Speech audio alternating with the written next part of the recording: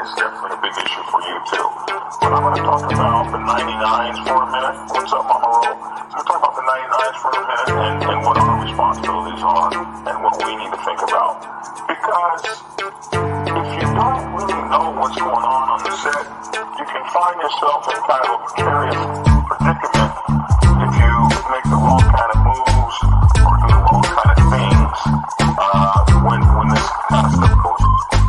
So when most percenters get into a war with one another, what should 99%ers do? Here's 10 things you should know.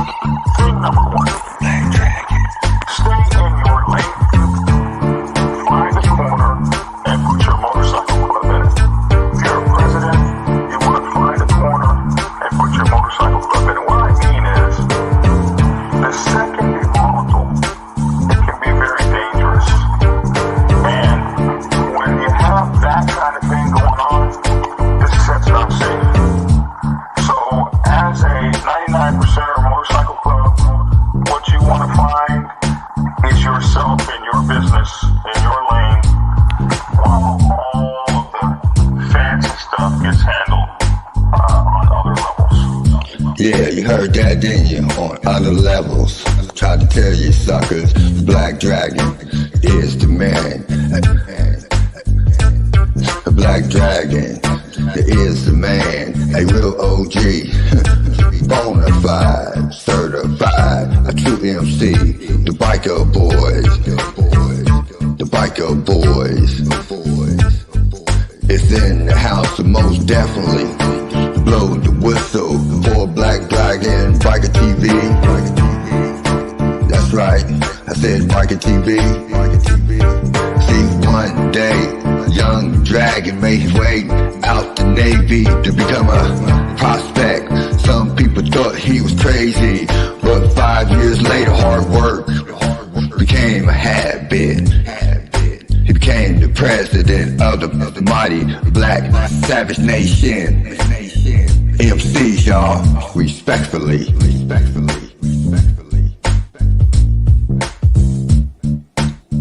Black Dragon, Black Savage, MC. That's right.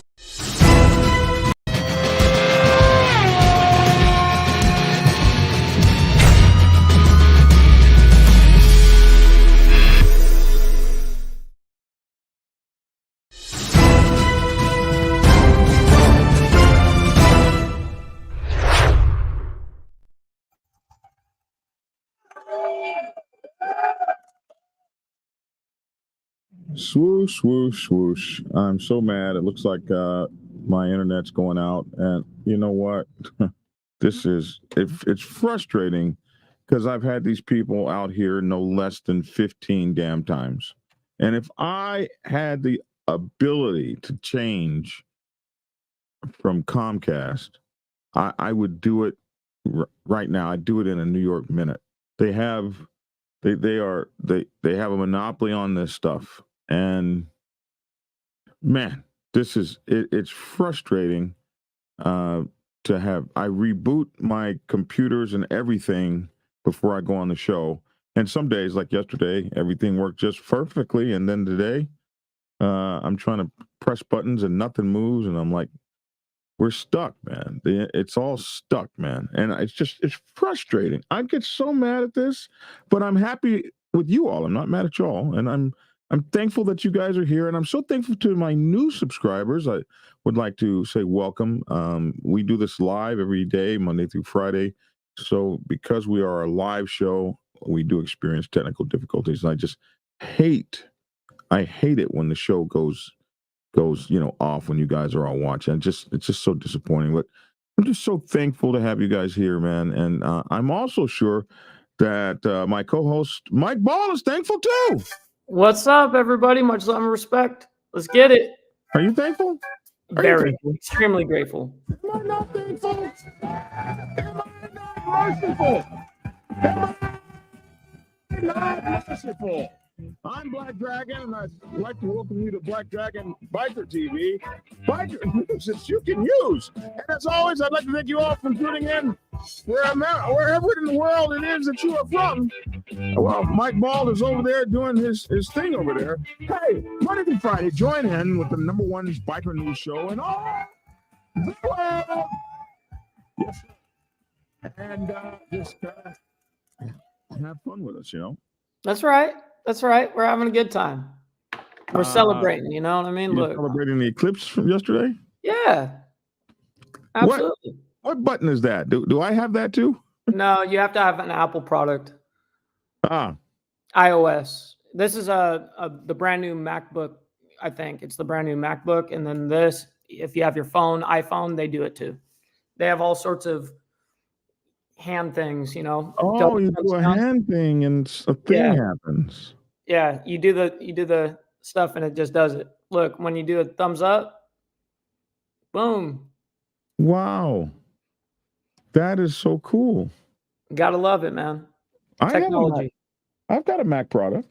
There you go. If you got an iPad or whatever, that'll work. Yeah, you can do it then. I got an iPad. Yep. As long as you have the updated iOS, you got to update it. But will it work on here like yours? Yeah. I've done it before on my phone. Remember when we were in the car? Oh, yeah. Yeah. And you had that like, what the heck are you doing? That is so cool. Yeah. Hey, did you get to see the eclipse yesterday? I did. I got to see a little bit. Here in California, it was only kind of like half, so it got like half dim and, it kind of got a little bit, the shade came down a little bit, but that was it. I watched it on television in Texas where they were reporting most of it. And that was really cool to see. I mean, it really went completely black. It was really cool. People have been killed for that. Really? Yeah. The Aztecs and the Mayans civilizations, one or the other, or maybe both, because of the eclipses and things like that, they thought the gods were mad or whatever.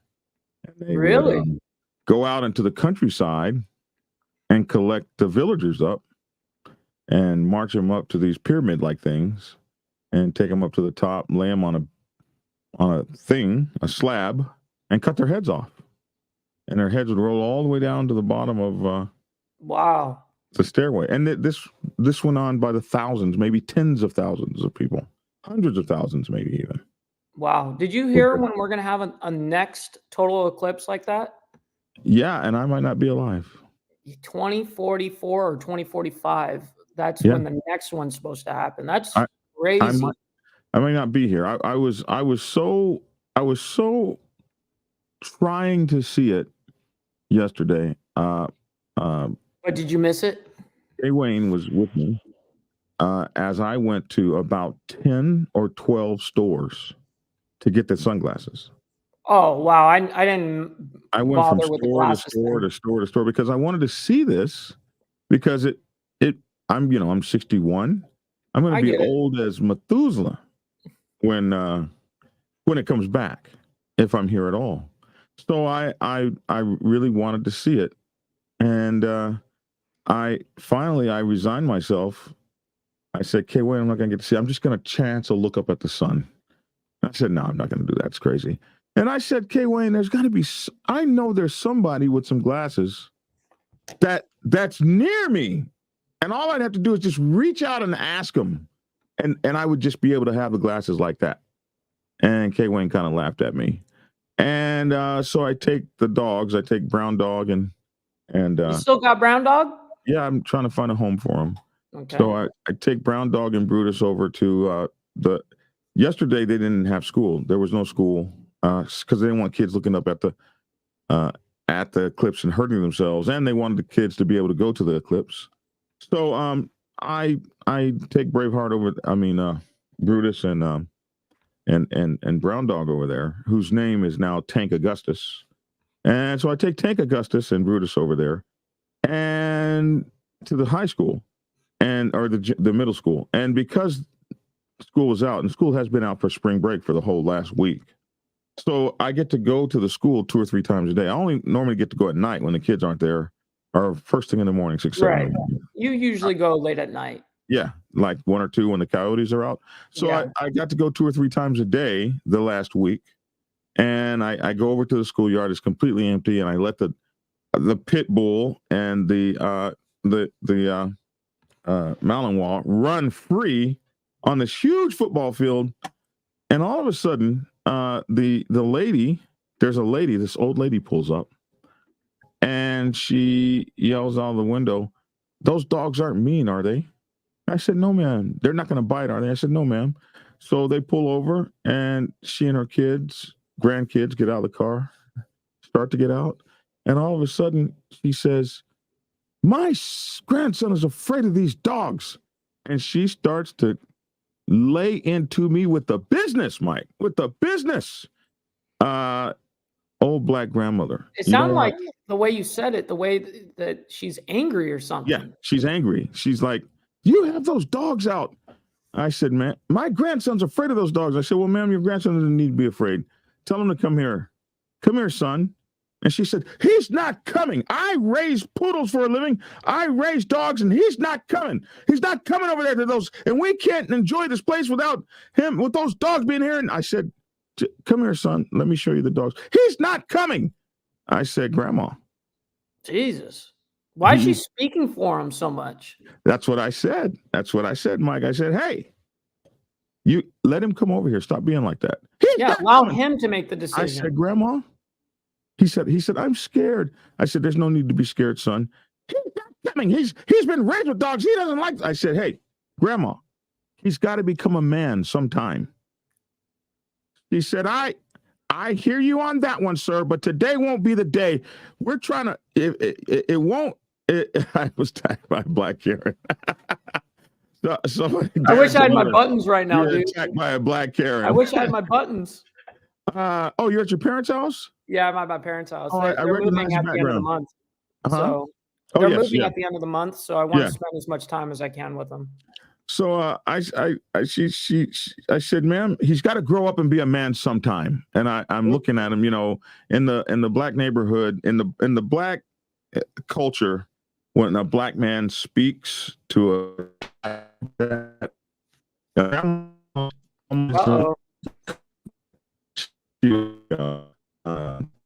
we got the lagging dragon right now. Here goes Black Dragon. He's going to get you all upset. No, you're back. You're back. Welcome back there, kind sir. I will be calling these bastards today. Anyway, in the black community, when a black man speaks to a young child like that, and a black woman is there, most often, they get righteous. And I said, "He's going to have to become a man sometime, Grandma. You're not going to be able to raise a man." And she says, "I know that, but the eclipse is happening, and today is not the day for him to learn with what's going on up there." And wow. Yeah, and we came over here to watch it. And I said, "You did? You have sunglasses?" She said, "Yes, sir, I do." I said, "Oh, I wanted to watch it so bad. I've been looking all over for sunglasses. I couldn't find them." She said, "Well, sir, you can use my sunglasses only for a few minutes because we're leaving here." Oh, wow. But you can use my sunglasses. And all of a sudden, out of nowhere, she went from a hater to a fan? She went from a hater to a fan. Kay Wayne's on the phone talking the whole time. I can't believe this.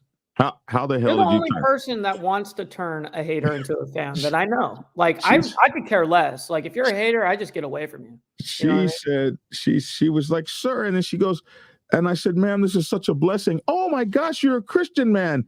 And then she just, it was like, she was like, I took a look at, I was so pleased. I was almost excited. I was almost crying. She said, "Yes, and this might be our last time. I'm 66 years old." And I said, "Yes, ma'am, I'm 61.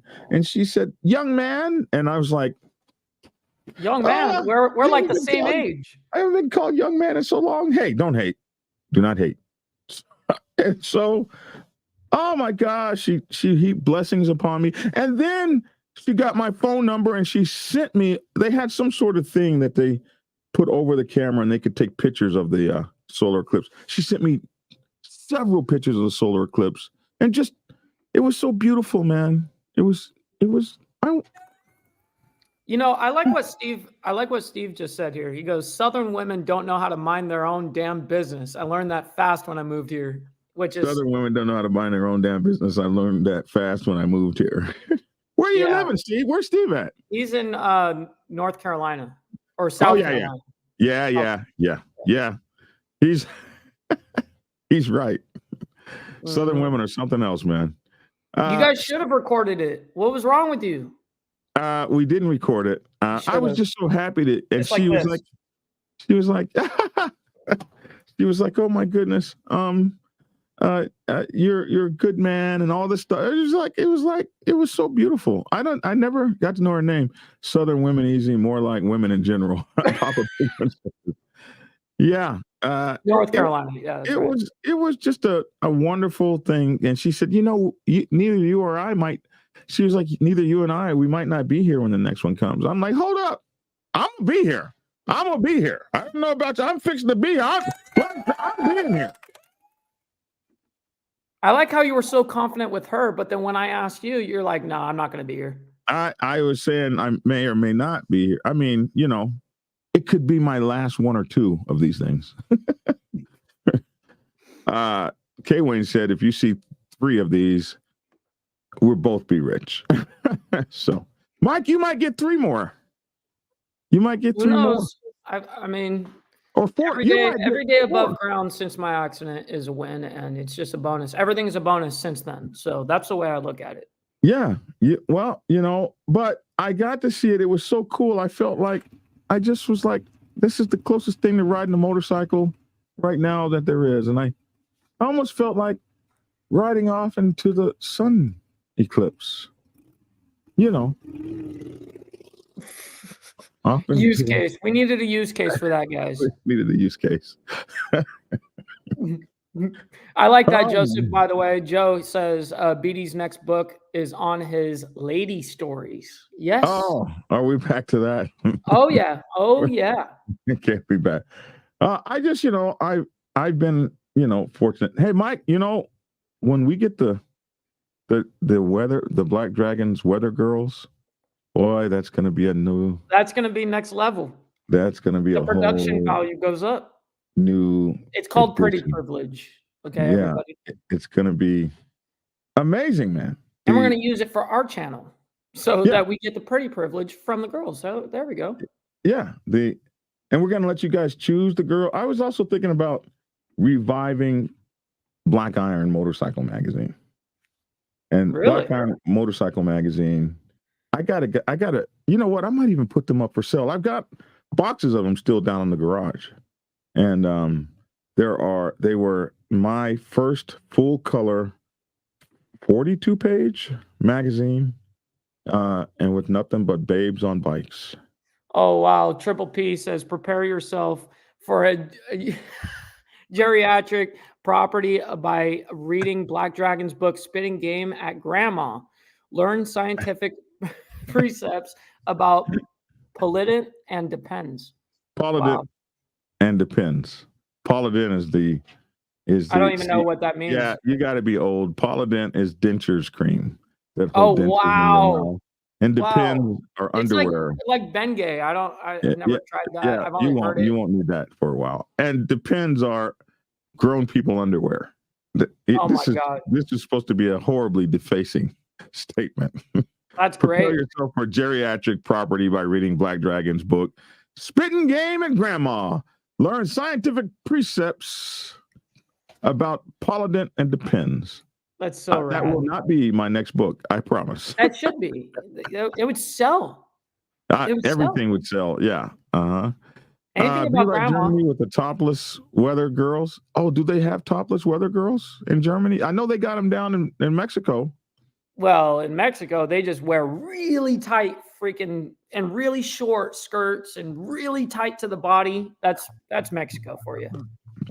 They got that stuff down there. Hey, man, moving on to the news story, which is why we're here. All right.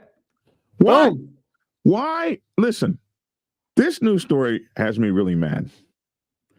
And I have a few questions myself, too. So this news story has me mad because it's got all of the hallmarks of what happens to you when the government is pissed off at you because of who you are rather than what you did.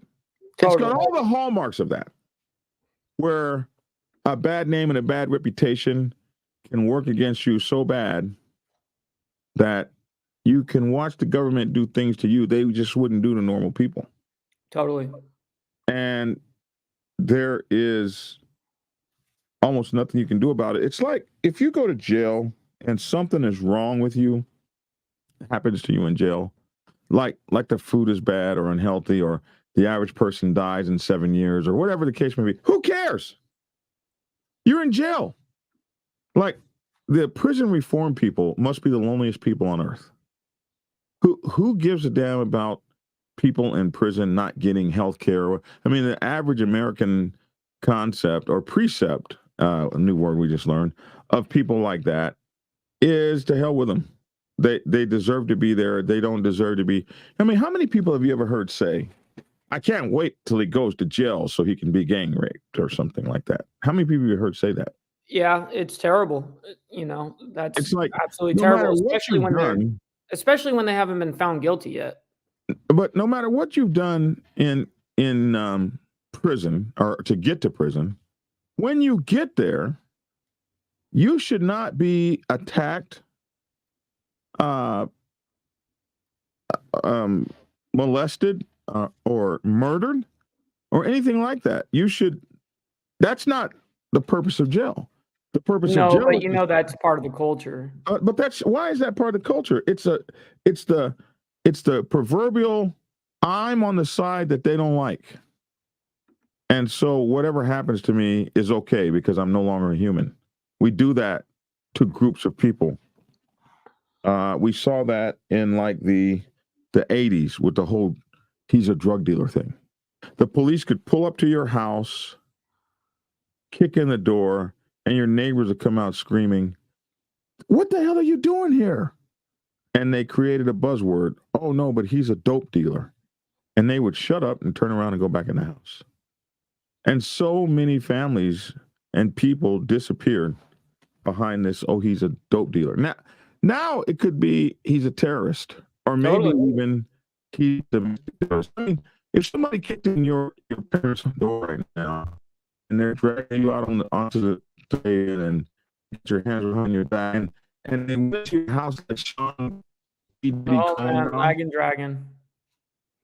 Feels bad, man. There you go. Boom. So if they kicked in my door here at my parents. So if they kicked in your door at your parents' house, like they did Sean P. Diddy Combs' house the other day, they go into a billionaire's home with machine guns, black helmets, black masks. It's like the whole SWAT team. Pointing machine guns at his children. If they make one mistake, they get blown away. And everybody is mad about it, except then they say one word. Well, he's a human trafficker. And then all of a sudden, that's the buzzword. So we've got buzzwords. And one of the buzzwords is he's a prisoner. He's a felon. He's a human trafficker. He's a domestic terrorist. He's a drug dealer. He's a right-wing political operative. He's a left-wing political operative. And one of the biggest ones that they have, he's a leader, a reputed leader of an outlaw motorcycle club. If he's a reputed leader of an outlaw motorcycle club, you can do anything to the man.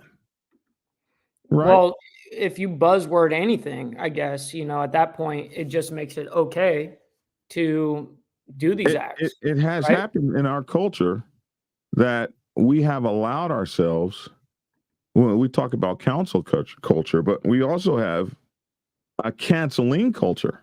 Totally. Where we have allowed certain terms, we've allowed to cancel people out. Like COVID was a canceled term for a long time. Very, very much. If you said that word alone, just COVID. Oh my God. Remember people used to get all sorts of bans and people were getting thrown off the internet. Depending on how you said it. Yeah. If you said it in a way like, hey, if you said I don't believe in COVID. Let's say you said that. If I don't believe in COVID, boom. You could be on a channel like this and that video just got demonetized by you saying those words. Yep. So we've allowed ourselves to let words like reputed and the term reputed, and then I want you guys to understand the term before we get into the story. Generally believed to exist or be something specified, but not definitely the case. Understand that? Generally believed to exist or be something specified, but not definitely the case, or widely known and well thought of to be some thought. The two words in here, thought and believed. And I So want it's you to like understand just that a a thought. thought or a belief is not necessarily the truth. A belief is not a fact. A belief is simply a highly held opinion or a highly held thought.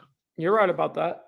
You know, I believe in God is not particularly a fact. It's your belief.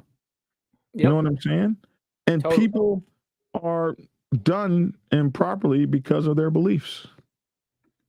So we go to this story. Accused international leader of Outlaws Motorcycle Club gets a court-appointed attorney. Now, why should this be a headline? For real. If I got a court-appointed lawyer, I promise you that I would not be in the paper. You know what I mean? Like that wouldn't be happening. The mainstream media wants to pick up on shit just to essentially get the click and get the cash, right? Lies and manipulation equals money. Here, this same article, now that's the one you gave me. Here's the one I had found of this same article last night. Reputed leader, here we go, reputed leader. And the word reputed, again, we have come to learn is generally believed, thought of. When they called this man reputed, they're saying, we think that he's this, that, or the other. We widely believe it, but we just don't know it. Reputed leader of Outlaws Motorcycle Gang gets court-appointed attorney. Taxpayers may help fund his defense. Why is this a headline? Is this not how America works? Don't taxpayers fund the defense of anybody that doesn't have? You have a right to a lawyer at all times. You know what I mean? The state brings its mighty weight to bear against you, and you don't have Donald Trump money or O.J. Simpson money, what do? They give you an attorney. Yep. They're supposed to give you an attorney. So how is this this is for the so-called reputed leader of the Outlaws Motorcycle Club. Taxpayers may have to help fund his defense. They're supposed to. That's what it's there for. There's some financial things you got to meet. All right. And the fact that this man has not been able to go to work, to go to a job, to perhaps fund his own defense, well, since they arrested him. It'll say more in the article why he can't do it and get a job because he's hurt. The fact that he can't even go to work, hasn't been able to go to work, or anything like that. This article doesn't necessarily take that. They don't have that in the article. Could just as easily read, man jailed on suspicion of committing a crime, but not allowed to have bail, where most everybody else in America would be allowed to have bail for the things he was arrested for. It could be named that as well.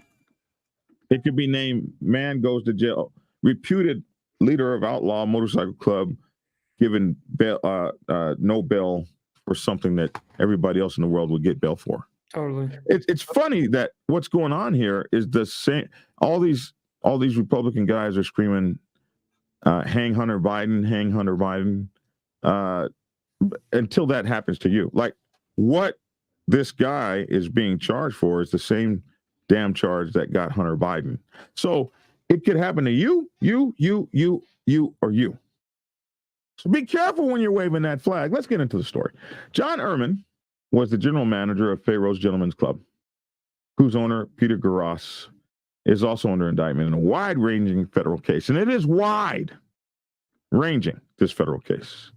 Now, we've talked about it 3 or 4 or 5 or 6 times on the show. This comes out of Buffalo, New York. This story, Lockport attorney George Muscato will continue as counsel for John Ehrman, identified by federal prosecutors as the reputed international president of the Outlaws Motorcycle Club.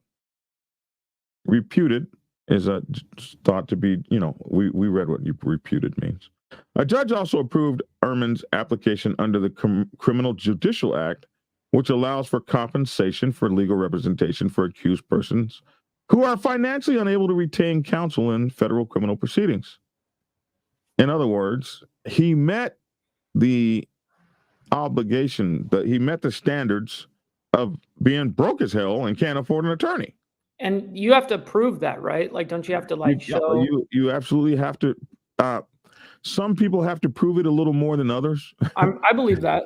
Like if you're like a bum and you show up in court and your clothes are like 16 weeks old and your underwear are just yellow. Be like, get him a lawyer, Somebody get him a lawyer, right? Somebody talk for him. But if you come in clean as a mofo or the reputed gang leader of such and such, I'm going to show up in my wheelchair, or you have a hammer, or you have what people think you should be doing well. You might have nice clothes or whatever. They may say, okay, well, no, we want to see your financial statements or whatever. So in this case, he put in an application under the Criminal Judicial Act. And if we look up the Criminal Judicial Act, this is the guide to oh my goodness. Judiciary. Judiciary Policy, Volume 7. So this is your guidelines for what people need to be able to prove that they ain't got no money and can't afford a representation. They don't have the dream team that O.J. Simpson bought. And you're so old, you're so young, you probably don't even know what the dream team was. I've heard of the dream team, but I don't know what it referenced to. It references a lot of things. Like, I'm sure. I think the first time I ever heard it used was for the 1995 basketball team. That's a good year. That went to play in the Olympics. And I think maybe even Michael Jordan was on. It was the first time that we sent professional athletes to play on our Olympic team. Before that, it was just college and amateur, and we were getting beat by their professional athletes. So we said, well, we're going to send some professionals too.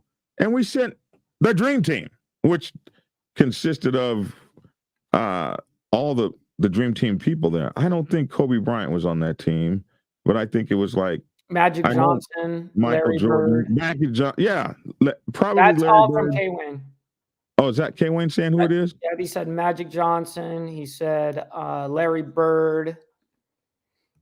The dream team. The dream team. So that's the first time I remember hearing the term dream team.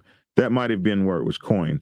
But in O.J. Simpson's case, the dream team became his lawyers. He had the money. I was about to say it's got to be his lawyers at that point. Put together. He had Johnny Cochran, who at the time was only well known really in Los Angeles. Nobody knew what a powerful attorney he was.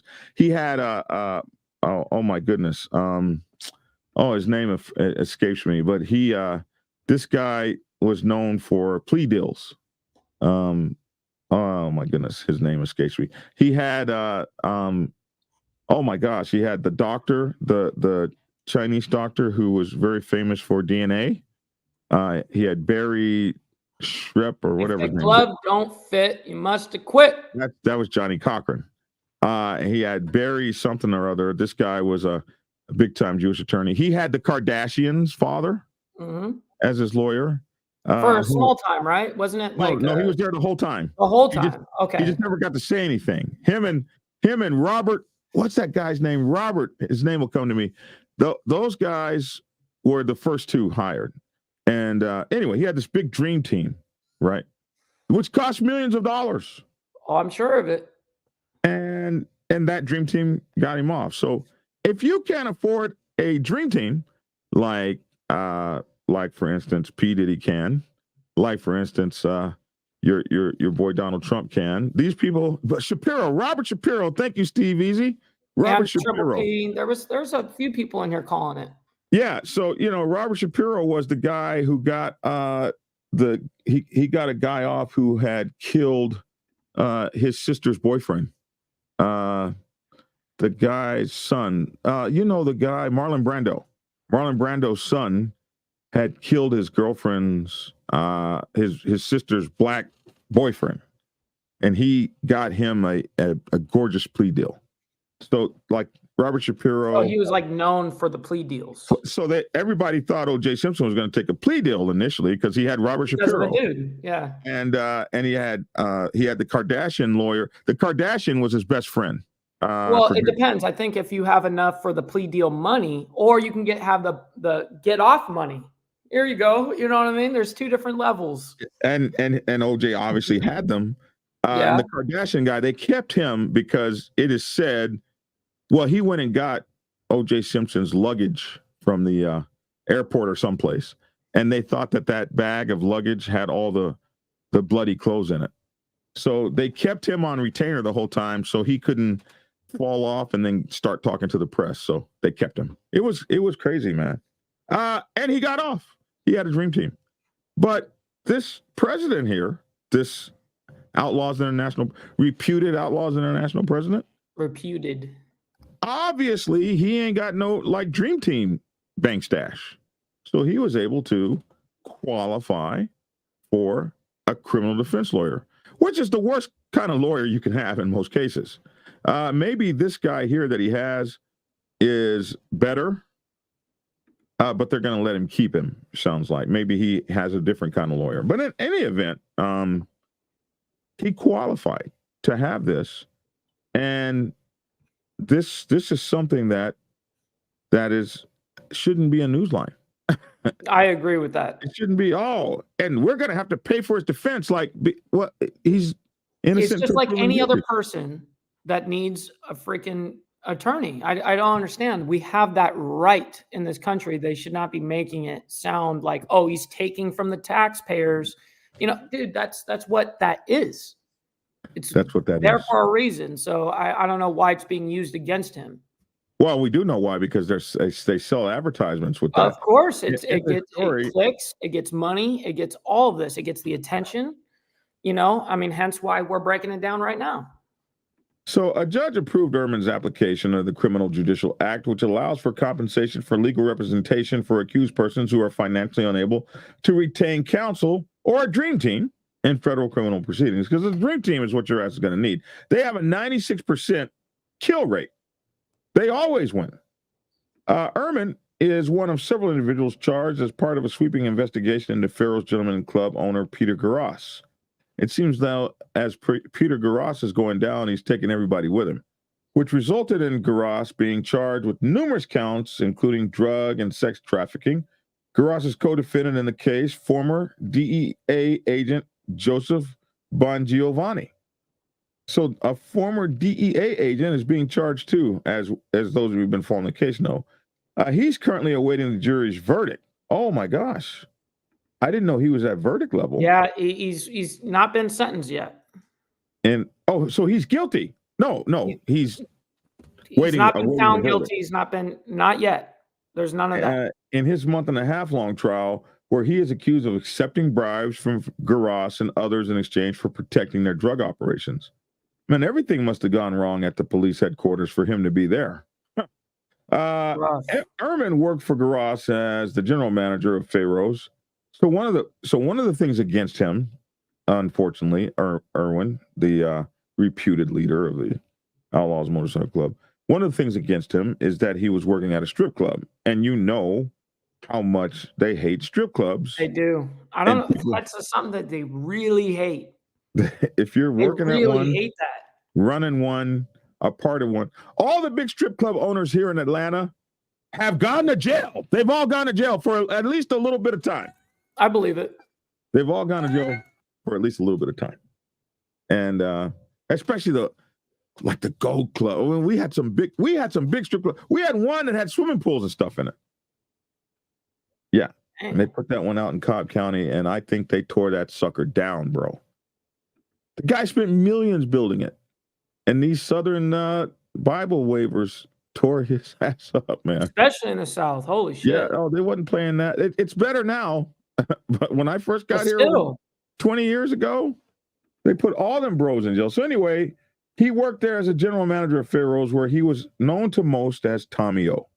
And people who know of him in the biker world have always known him as Tommy O.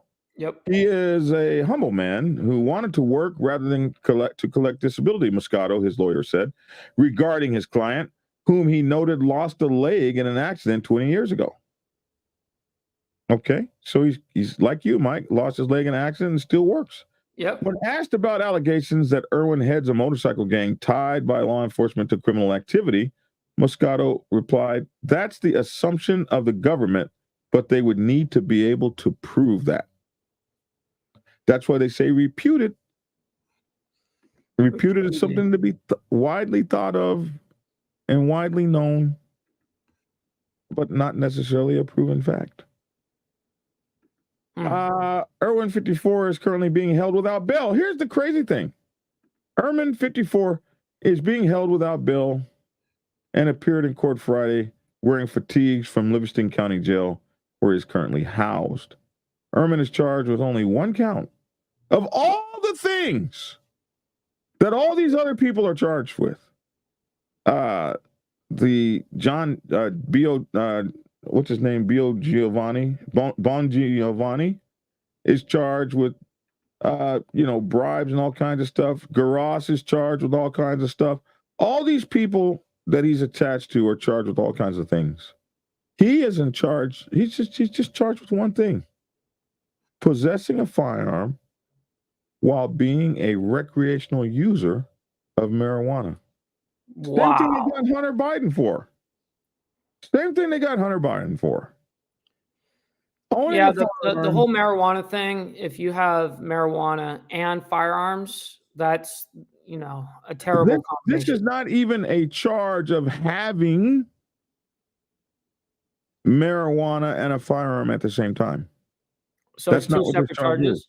This charge is, listen to it well, possessing a firearm while being a recreational user of marijuana. Yeah, so you could have used yesterday or the day before or a week before. Well, I mean, they ask you, hey, it's in your body for more than 30 days. They ask you, hey, do you use marijuana? Yes, I do. Do you own a gun as well? Yeah. Gotcha. Yep. And that's what I meant by that statement.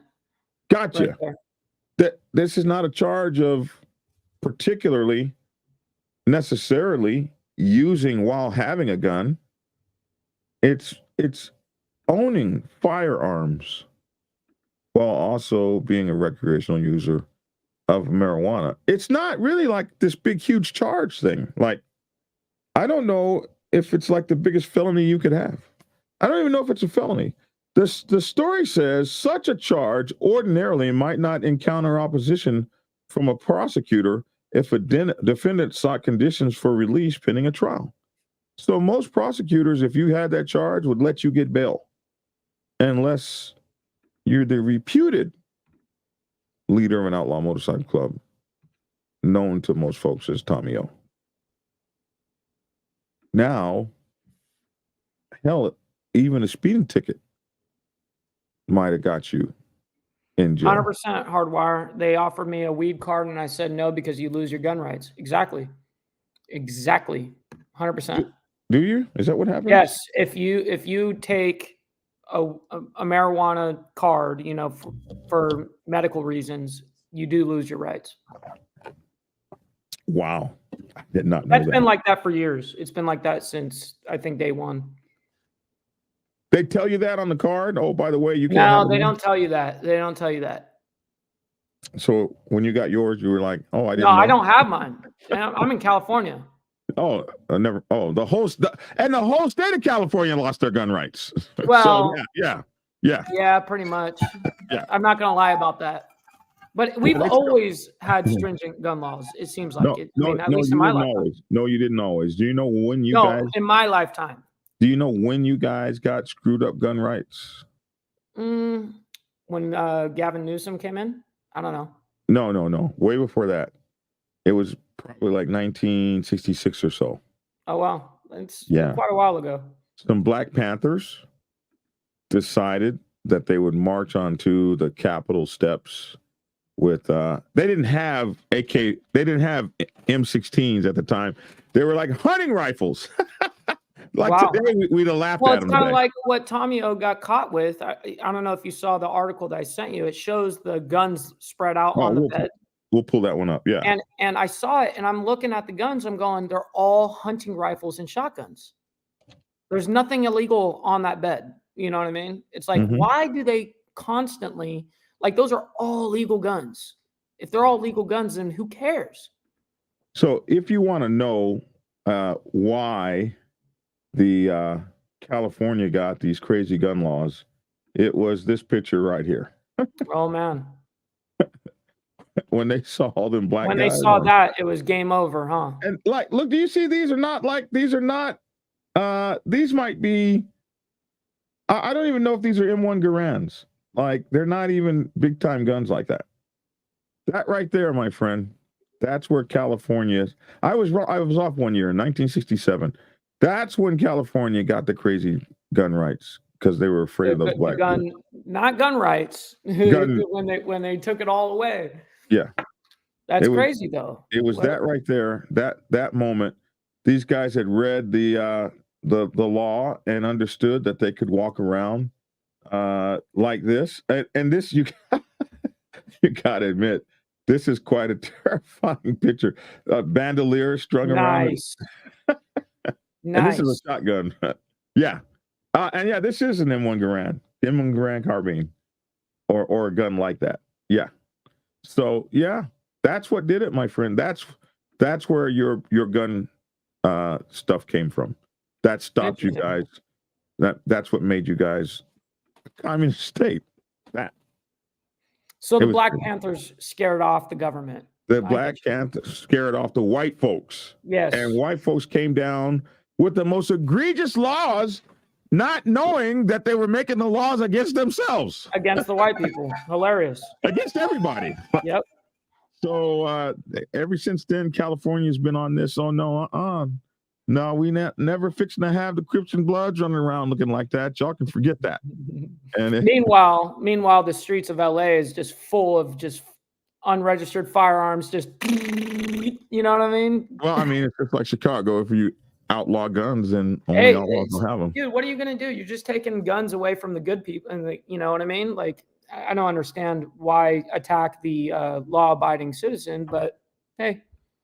Yeah, that's the California gun story. But anyway, Ehrman is charged with only one count of possessing firearms while being a recreational user of marijuana, and such a charge ordinarily might not encounter opposition from prosecutors if a defendant sought conditions for release pending trial. In Ehrman's case, however, he and his ties to Garas, his possible role as alleged by prosecutors in the death of a federal witness, which they haven't charged him for, and his reputed role with the Outlaws, and we say reputed over and over again, it's something thought to be generally a fact, but not necessarily known, are enough. These things were enough for the Chief U.S. District Judge Elizabeth A. Wolford to order him held without bond. Wow. Triple P, I believe if you lie on one of the ATF forms, I believe it is a Fed charge. I think I think that's a felony, not a misdemeanor. It is absolutely a charge. I don't know if it's a felony or a misdemeanor, but I think it was probably a felony. I wouldn't doubt it. I mean, I'd imagine so anyways. And I think that's what they got Hunter Biden for lying on that document. I think I mean, SSW thinks it's a felony as well that he thinks of. Yeah, that's rough for sure. Oh, what is K Wayne talking about? Something's bad happening over in the chat that I missed. Okay, so this right here is something that we just found out about. This is the jury deliberations begin. Ask Hunter, he did it. That's hilarious. Kickstand says felony. Yep, I'd imagine. All right. You with Go ahead. me? Now we got the volume because it was muted. It has been 4.5. Are now deliberating in the federal court trial of former DEA agent Joseph Bongiovanni. It has been 4.5 years since he was charged with aiding drug dealers in exchange for bribes. Channel 2's Dave McKinley has been covering the. Oh man. Is this my internet really bad? Surprisingly, though, you're still exhaustive here. Trial There we since go. it began in mid-February, and he has tonight's update. Dave? Mary Allison Scott, after 4 hours worth of instruction from the judge, jurors began their deliberations just after 1 o'clock this afternoon, retiring 3 hours later without a verdict. For Joe Bongiovanni and his wife, Lindsay, who testified at this trial as a defense witness, it'll be at least another day before they learn his fate. That jurors did not reach a conclusion today shouldn't come as any big surprise, as they now have to weigh the testimony of more than 70 witnesses and the hundreds of pieces of evidence entered into this month-and-a-half-long trial. And they have a lot to consider, as Bongiovanni faces 15 counts, including conspiracy, accepting bribes as a public official, obstruction of justice, and lying to federal investigators. 15 counts. At the crux of the prosecution's case are allegations that Bongiovanni used his position as a special agent with the Drug Enforcement Administration to protect drug dealers whom prosecutors have described as having ties to the mafia by tipping them to investigations and informants. They say he did so, sometimes by opening his own sham investigation against them, so he would be alerted to the investigations by other police agencies against those he was allegedly protecting, and then dissuading those other agencies from pursuing their investigations further by claiming those they were looking at were actually his informants. Prosecutors say he did this in exchange for more than $250,000 over the course of 10 years. In their first hours of deliberations, the only requests made by jurors were for paper clips and for the judge to do something about how cold it was in their 8th floor deliberation room, where he promised that by tomorrow there would be a space heater delivered. After the jury began deliberating, Justice Lawrence Villardo stepped down from the bench to shake hands with both the prosecutors and the defense lawyers who have labored over this exhaustive case. He also shook hands with the defendant, telling him, "Good luck, Mr. Bongiovanni." On your side of the newsroom, Dave McKinley. You know, that's I don't like that. The judge stepping down and shaking the hands of the prosecutors. What the hell is that? That's wild. That's wild to do. Don't come shake my hand after you shook their hand, homie. That's some balls, to be honest, to do that. Good luck, Mr. Bongiovanni. You know, he looks good in a suit, that guy. You see him marching around in that suit, man? Of course. I had all the clothes. I used to dress like that. Oh, did you? Yeah, I used to be clean as a dime store pimp. I was clean. I think it was just lipstick on a pig. A bro stayed clean, man. Yeah, the man looks good in a suit. I don't like this, Mike. Okay, I'm just gonna say this. What's $250,000 to you? Oh my God. To me? Jesus, that would change my life. No, it wouldn't, Mike. Not really. No. Well, it would change my immediate life. It wouldn't change my long term. You need millions to make it change really where you're set. Yeah, say that again now. You need millions to be set. So, exactly. $250,000 would be some nice change for you right now. It would be a lot of weed, as K. Wayne says. But here's the question, Mike. Did you just hear them say he got $250,000 over 10 years? Oh wow, I didn't catch that. No, I didn't. They just said he made $250,000 over 10 years. Dude, that's like what? Here it is, it's like right here. Look at that. Pull $25,000 that up. or something. Pull that up. You see that right there?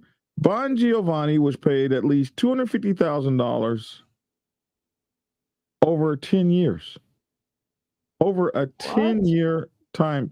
That's, what is that? $2,500 a Man, year? that's got to be like $25,000 a year. Yeah, $25,000 a year. $25,000. This man put all of that in jeopardy for $25,000. No, that's crazy. That is crazy. Who Who would do that? No one, really. I mean, that's you're in such poverty at that point. I don't care where you are in the country. Now, $250,000 cash, Mike. Like You're in right. one boom, one Yeah, sitting. that Sure. would help. That would help a brother. That would help a It brother would out. help. It wouldn't change. You're right. It wouldn't change my life, but it would help me in my immediate life. If you flipped it, it might change your life, depending on. Well, I mean, you still got to make millions. But it's a good start. It definitely is. Shoot, I wish.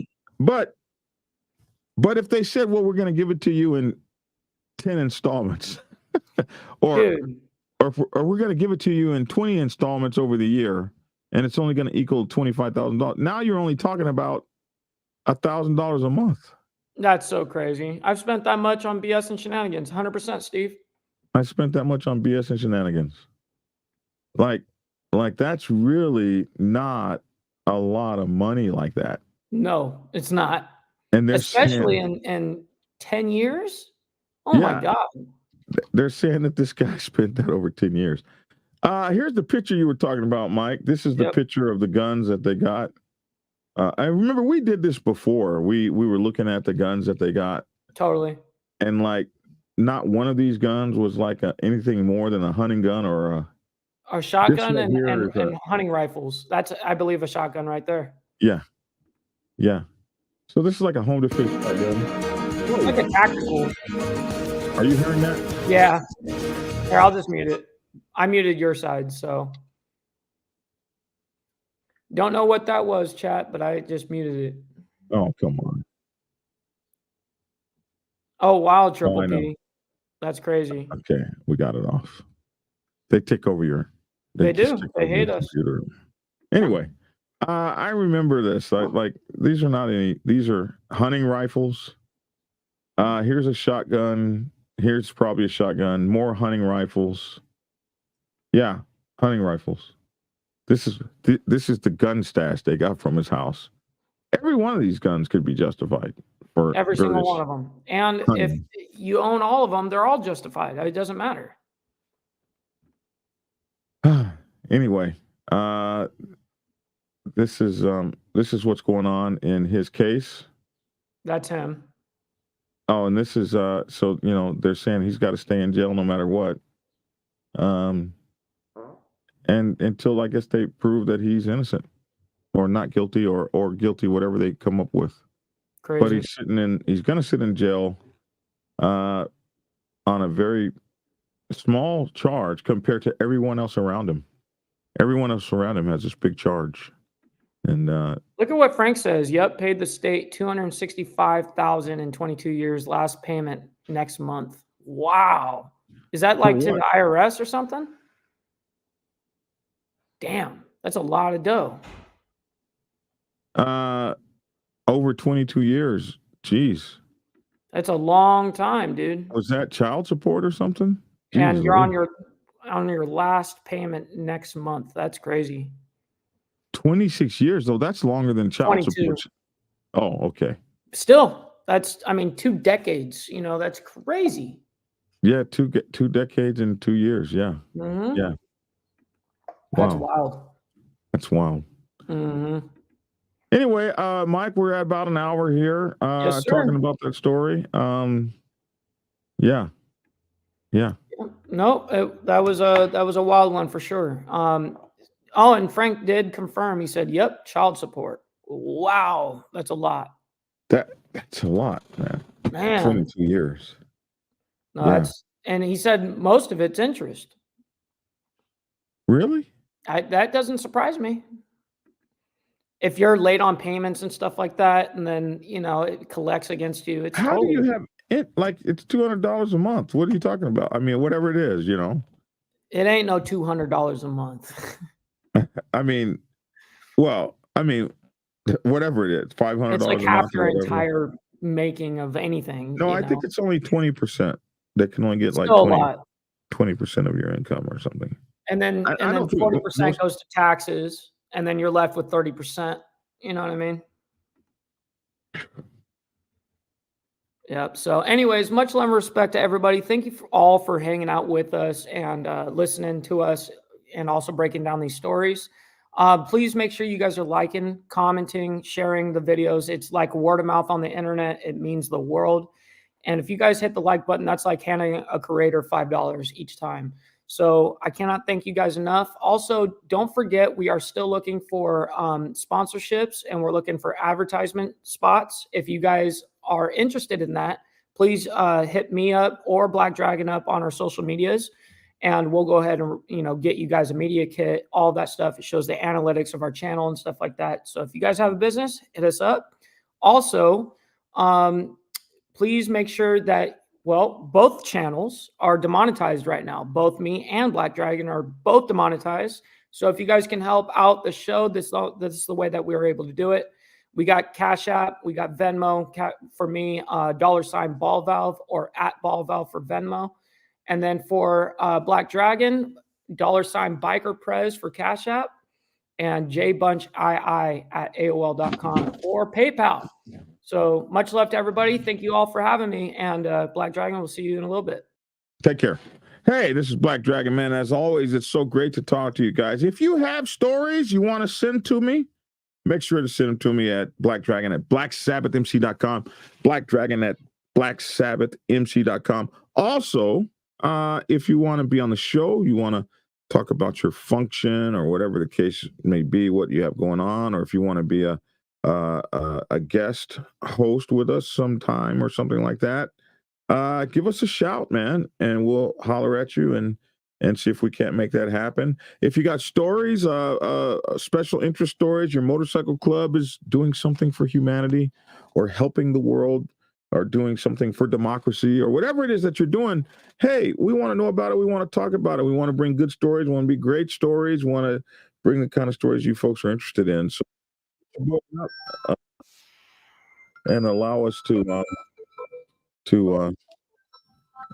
somebody's calling me on WhatsApp. What the hell? What? Oh my goodness, who would be calling me out? I don't even know where my phone is. What a mess. Who cares about their phone? Oh, here it is. Why would you call me on WhatsApp? Oh, Frank. Frank, are you really calling me right now? Frank, well, don't hang up now, Frank. This is Frank. He's just watching us. He must have something important to say. Frank? Frank? Frank? PD, much love and respect. How are you? Good. You got something for me before I get off the show? Yeah, what I wanted to say was, yes, last month or the beginning of the year, I got a form from Child Support Division, and they said I owed so-and-so much money. That's all it said. So I called the number, spoke to a person, believe it or not, from Child Support Division, and they said, you only got 2 more payments to make, and that's it, which would be April, I just paid, and May will be the last payment. What they were doing was taking it out of my pay. Mm. But when I wasn't working, laid off or whatever, the state was picking up those payments for child support. So I owed the state also. Yep.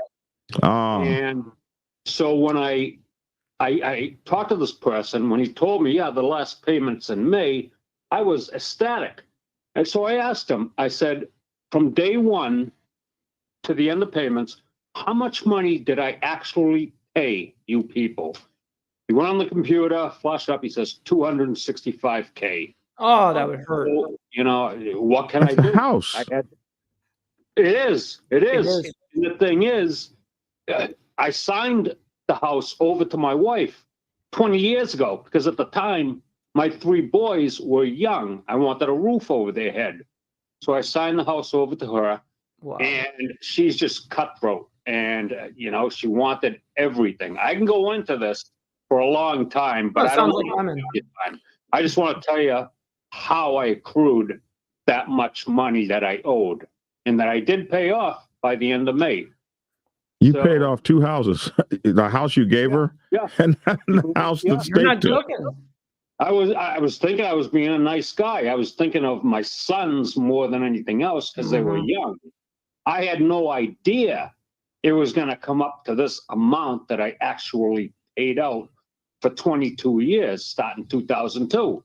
So the house wasn't good enough? I'm going to let you go. All right, Frank, we love you, man. Been watching us since the beginning. Thanks, man. Thank you, Frank. All right, brother. Bye-bye. Man, that's too bad. That's a Frank's lot of good, money. too. A house wasn't good enough to sign over? Well, I guess not. You still have At that point, you sign me over a home, I'm going to drop all, you know what I mean? I would drop all of that. Child support for what? You just give me a home. no good deed goes unpunished, Mike. That's a No fact. good deed That's a fact. goes unpunished. And it seems Yeah. like a lot of the times in our world, the nice guys finish last. So I feel bad for him in that case. That's a lot of money. $256,000. Jesus Christ. That's insane money. Insane. That's horrible. Give me 1 second. All right. All right. Well, Mike, that's it. That's the end of the show. You guys all take care. I'm Black Dragon. That's my 2 cents. I'd love to hear your 2 cents in the comment section below. Hey, we'll see you guys same bat time, same bat channel tomorrow. Thanks for tuning in, and get skinny. Prepare yourself to take the helm as president of your mighty motorcycle club by delving into the pages of Black Dragon's newest book, The President's Bible, Chronicle 1, Principles of Motorcycle Club Leadership. There you will learn to advance your skills in applying the 14 scientific principles of leadership similar to those taught to officers in the United States Naval Service. Available in hardcover, paperback, and ebook. Get yours today on Amazon, Kindle, or order it at your local bookstore. Order your autographed copy from blackdragonsgear.com. Be the best motorcycle club president you can be. Get the book. Get Black Dragon's first book, The Prospect's Bible, to learn how to join a motorcycle club. It has been an Amazon #1 bestseller for the past 7 years and is required reading for over 3,000 motorcycle clubs worldwide. This book is a must-have for new people venturing onto the motorcycle club set. It will teach you how to prepare yourself for service to the motorcycle club nation and show you how to qualify a motorcycle club to be worthy of your service. Available on Amazon, Kindle, and for order at your local bookstore. Get your autographed copy at blackdragonsgear.com. Be the best motorcycle club prospect you can be. Get the book. It's definitely a big issue for you too. But I'm going to talk about the 99s for a minute. What's up, Mama Ro? I'm going to talk about the 99s for a minute and what our responsibilities are and what we need to think about. Because if you don't really know what's going on the set, you can find yourself in kind of a precarious predicament if you make the wrong kind of moves or do the wrong kind of things when this kind of stuff goes on. So, when officers get into a war with one another, what should 99%ers do? Here's 10 things you should know. Thing number 1, stay in your lane. Find a corner and put your motorcycle club in it. If you're a president, you want to find a corner and put your motorcycle club in it. What I mean is, the set can be volatile. It can be very dangerous. And when you have that kind of thing going on, this set's not safe. So, as a 99%er motorcycle club, what you want to find is yourself in your business, in your lane, while all of the fancy stuff gets handled on other levels. Yeah, you heard that, didn't you? On other levels. Tried to tell you suckers, Black Dragon is the man. The Black Dragon is the man. A real OG. Bonafide, certified, a true MC. The biker boys. The biker boys. It's in the house, most definitely. blow the whistle for Black Dragon Biker TV. That's right, I said Biker TV. See, one day, young Dragon made his way out the Navy to become a prospect. Some people thought he was crazy, but 5 years later, hard work became a habit. He became the president of the mighty Black Savage Nation. MCs, y'all, respectfully.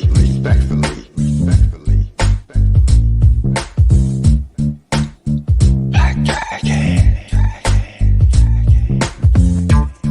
Black Savage, MC. That's right, y'all. Give it a thumbs up. Black Dragon Biker TV at its best.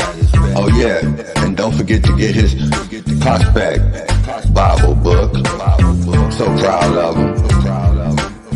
Man, he just don't know. He's a real legend. And y'all know it, and I know it. That's right, Black Dragon. That's right. Glad I met you, my friend. Black Dragon, I'm the Midnight Ghost Rider. Dub V, y'all. Love you, Black Dragon. Peace. And get skinny. Like and share. Goodbye.